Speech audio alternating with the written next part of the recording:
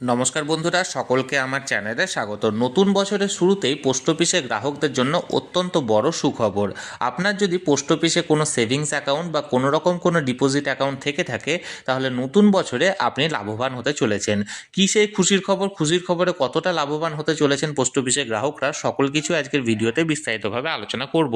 ভিডিওটি অত্যন্ত গুরুত্বপূর্ণ, তাই প্রথম থেকে শেষ পর্যন্ত অবশ্যই ধৈর্য সহকারে দেখবেন এবং ভালো লেগে থাকলে অবশ্যই একটি লাইক করবেন এবং সকলের সঙ্গে শেয়ার করবেন।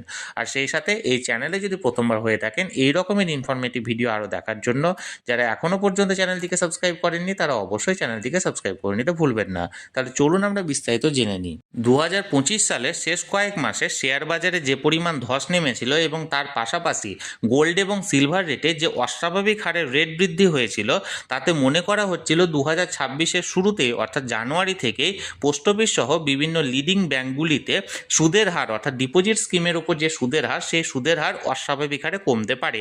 কিন্তু অন্যান্য ব্যাঙ্কগুলিতে সুদের হার কমলেও পোস্ট অফিসে সমস্ত জল্পনাকে উড়িয়ে দিয়ে সুদের হারের ব্যতিক্রম ঘটেছে। কি বলা হয়েছে নতুন সুদের হারে, যেটি প্রযোজ্য থাকছে 1 জানুয়ারি থেকে 31 মার্চ 2026 পর্যন্ত?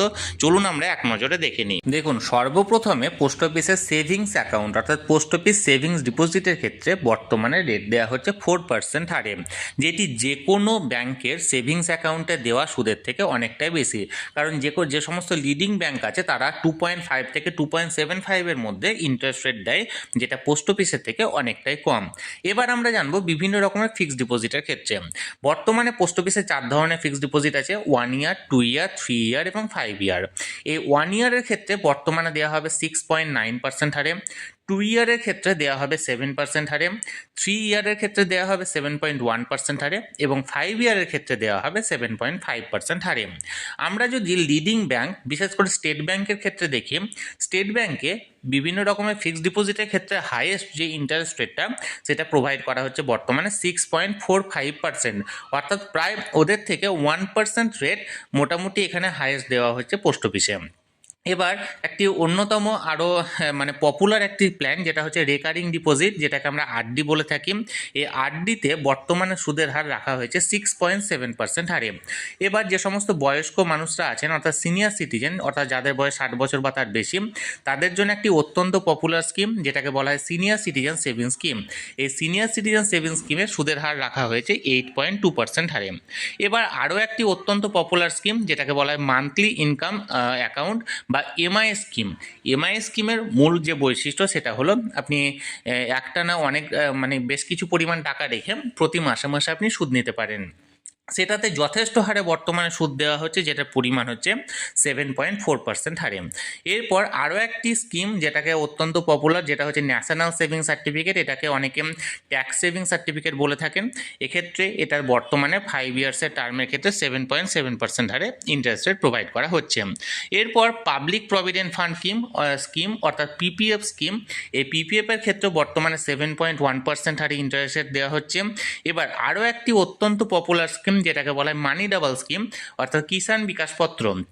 এই কেবিপি বা কিষাণ বিকাশ পত্রের ক্ষেত্রে বর্তমানে ইন্টারেস্ট রেট রাখা হয়েছে 7.5%, অর্থাৎ আপনি 115 মাসে আপনি যদি 1 লাখ টাকা রাখেন, সেটা 2 লাখ টাকা হয়ে যাবে, অর্থাৎ ডাবল হবে 115 মাসে। অর্থাৎ আপনার এক্ষেত্রে 9 বছর 7 মাস সময় নেওয়া হচ্ছে। এরপর যে সমস্ত কন্যা সন্তানরা আছেন অর্থাৎ বাচ্চা মেয়েরা আছেন, তাদের জন্য একটি অত্যন্ত বড় একটি স্কিম, যেটা সেন্ট্রাল গভর্নমেন্টের তরফ থেকে প্রোভাইড করা হচ্ছে সুকন্যা সমৃদ্ধি অ্যাকাউন্ট। সেটাতে বর্তমানে দেওয়া হবে 8.2% হারে।